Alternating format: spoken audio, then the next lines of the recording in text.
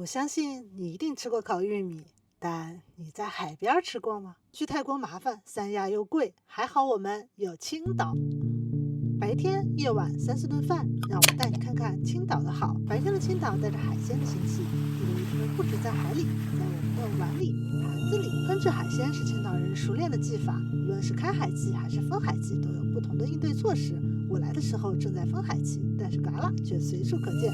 这种带着身份编号的嘎啦，你在哪里吃过呢？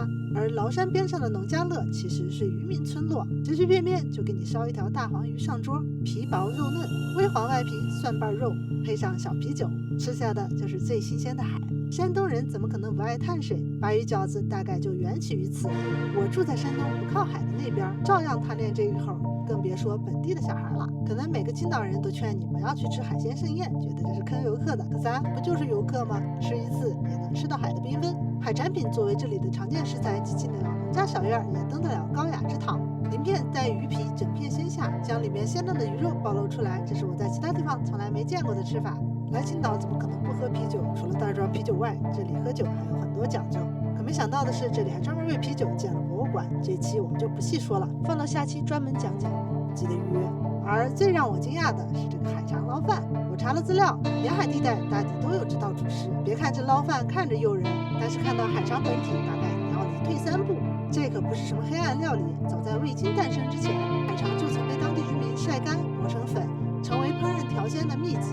据说这也是当时鲁菜师傅的法宝之一。如果说白天的青岛属于海鲜，那晚上的青岛就属于美酒和咖啡。咖啡店哪里都有，是这种在海边听着海浪声，看着温暖的灯光，喝下一杯咖啡，那是人生至上的享受。说完了吃的，我想隆重推出青岛的海。去爬崂山本意是爬山，却没想到在下山的时候看到了这么美的海域。海浪声能掩盖一切烦恼，能冲走你心里的所有焦虑。你会忽然觉得你跟天地间建立了新的联系，以前的烦恼都不值一提，以后的人生将开阔无比。对了，我这次是来工作的，由本地人带路。我发现了当地人爱吃的小秘密。我的朋友开着车在狭窄的小道里7拐8拐，带我去了一家貌不惊人的小店，跟我说这里可是有名的老店了，我们本地人都知道。我说什么？真的就是排骨和米饭吗？结果端上来的时候，饭如其名，一个字儿都没多。它怎么会这么被本地人认可呢？我替你们尝尝。看上去就特别本地，就我们来就可能找到这种店。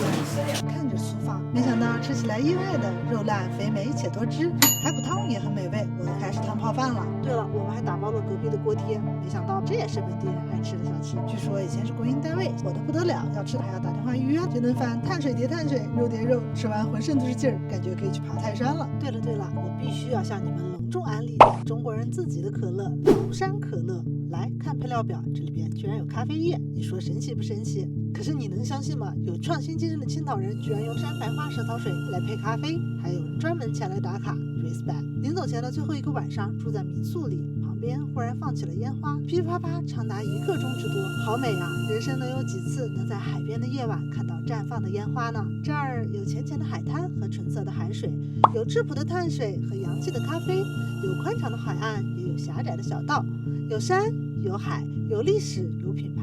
当然这里并不是所有东西都顶顶好，但你还是愿意往这儿跑，这就是青岛。下一集我们去青岛啤酒博物馆，也看看青岛的夜市长什么样。关注我，别忘了一键3连，让我们下一个好吃的好玩的见。关注小卓，好事多多。